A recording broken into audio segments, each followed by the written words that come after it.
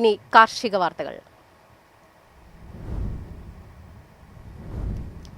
സംസ്ഥാനത്ത് തേൻ സീസൺ ആരംഭിച്ചു. 45 വർഷത്തിനിടയിൽ തേൻ വിൽപ്പനയിൽ 50% വർധനയുണ്ടെന്ന് തേനീച്ച കർഷകർ പറയുന്നു.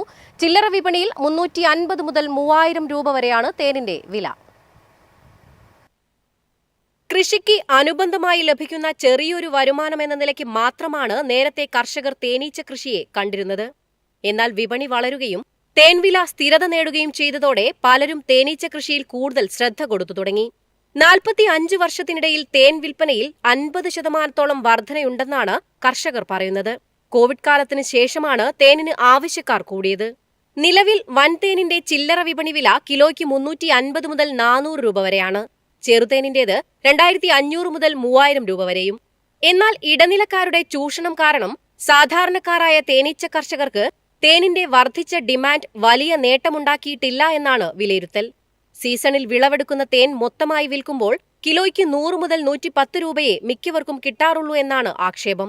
സമൂഹമാധ്യമങ്ങളും ഓൺലൈൻ വിപണന സാധ്യതകളും പ്രാദേശിക വിപണിയുമെല്ലാം കണ്ടെത്തി തേനിന്റെ ചില്ലറ വിൽപ്പന സാധ്യതകൾ കർഷകർ പ്രയോജനപ്പെടുത്തുകയാണെങ്കിൽ വൻ ലാഭമുള്ള കൃഷിയാണ് തേനീച്ച വളർത്തൽ.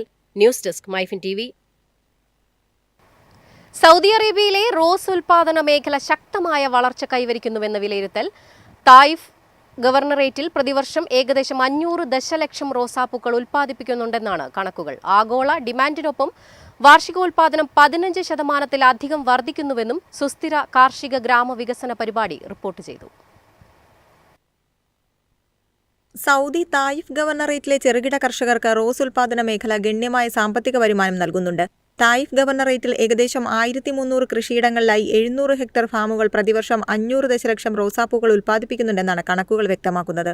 52 ദശലക്ഷം സൗദി റിയാൽ വിലമതിക്കുന്ന 36 പെർഫ്യൂം ഫാക്ടറികളാണ് ഈ റോസ് ഉൽപാദനത്തെ പിന്തുണയ്ക്കുന്നത്.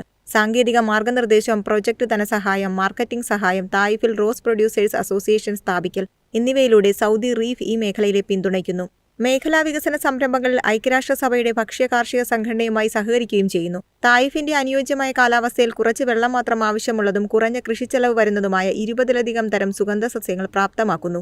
സുഗന്ധദ്രവ്യങ്ങൾ, ഔഷധങ്ങൾ, പാനീയങ്ങൾ എന്നിവയിലെ ഉപയോഗത്തിലെ വർധനവ് മൂലം ആഗോളതലത്തിൽ റോസാപ്പൂക്കളുടെ ആവശ്യം പ്രതിവർഷം 10 മുതൽ 15% വരെ വർദ്ധിച്ചുകൊണ്ടിരിക്കുകയാണ്.